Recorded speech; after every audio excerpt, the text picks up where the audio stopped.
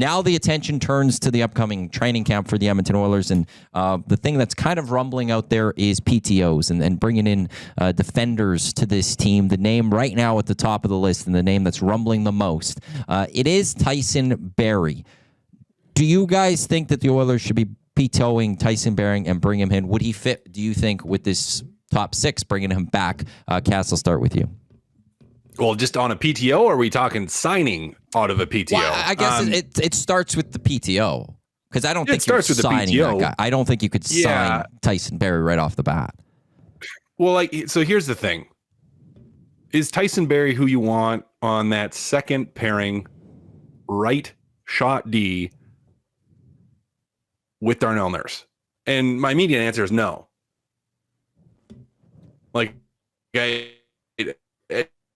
He's improved defense on the offensive side of the puck. And to me, it's just like, bring him in the PTO, sure.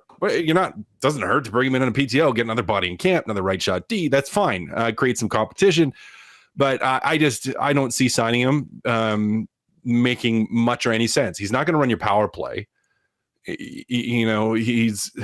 But does he give you the insurance if something happens to Bouchard? Yeah, he's a 6'7". Like, if you could get him on you're probably not, but if you could get him on like a league minimum deal, okay, sure. But I don't know. He's not the type of guy that you need. And I mean, you created this issue by trading Cody Ceci, but he's not the type of guy that you need. Yeah, because essentially he has to come in to camp then and be much better than I think what the Oilers have already. Like, he has to, I look at Stetcher, Brown, he has to be like heads and shoulders above those guys, I think, if we're getting to the signing portion. It's league minimum for sure. I do like the fact that a loved player would be coming back into that dressing room, taking another shot at it. But yeah, I don't mind him coming to camp, but again, I don't know, spending that money, if he does sign, I think he has to be unbelievable, or else, because I think the Oilers are in a better position just to wait, see what they have first, and make that decision later. But yeah, I don't think Tyson Barrie is going to be a guy that's getting a major contract. This isn't a guy that's going to get $2 million. Like, even if you get him for a mil, 1.25 or something, if it doesn't work during the season, you could always throw him down to the minors and $850 comes off. Like, the Oilers are in that situation right now where they have cap space to play with, and is an extra $500,000 because Barrie hasn't worked out going to be of real consequence. I don't know if you guys have looked at the UFAs right now for defense. Do any of these names excite you in a sense of this would help, fill out the six for the Oilers for this season, or at the very least getting them to training camp if they can get them on a low deal? Tyson Barrie is at the top of the list. They have there's Zaitsev, there's Klingberg, there's Scandella, there's Justin Schultz, there's Alex Goligoski, Kevin Shattenkirk, Travis Dermott. Any of those names jump to mind that you think that the Oilers, if they brought him on a PTO, you'd actually be comfortable with if they signed them for this season to be in the top six? I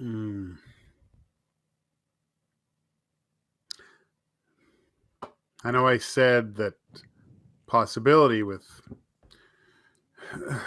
Schultz and Barrie, but again, no, nothing really pops off the page to me there.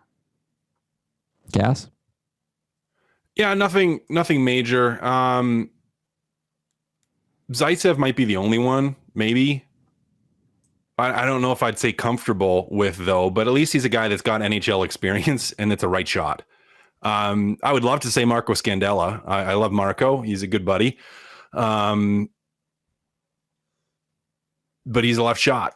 And if he was a guy that you had to have come in and step in and move up, like play in your bottom pairing and move up on the left side, then sure, that makes sense. And you could look at that, but left side isn't where they need the help right now.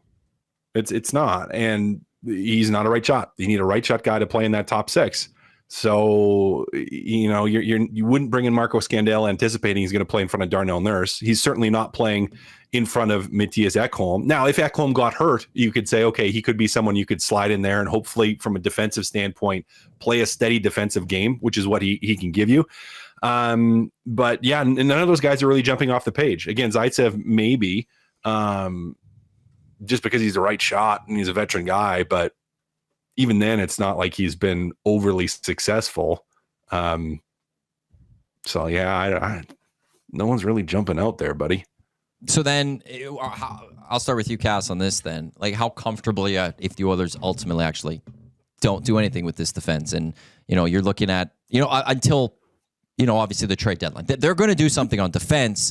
It's going to come throughout the start of the season. But getting this team to February, March, when the trade deadline is, how comfortable with a defensive core that's Ekholm, Bouchard, Nurse, Kulak, Emberson, and Stetcher, with Brown as the number 7.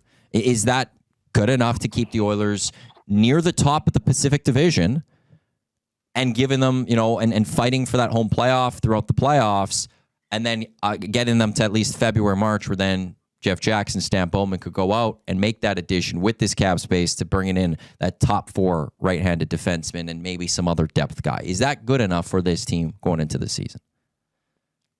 Well, I think it gets you by. I don't think that's what you want to head into the playoffs with, but it gets you by. And part of it would depend. I'm going to answer and say it depends on the penalty kill. Can those guys do a good enough job on the penalty kill? Because I think 5-on-5, they'll still put up enough offense. The power play is going to be the power play. It's going to put up a bunch of offense.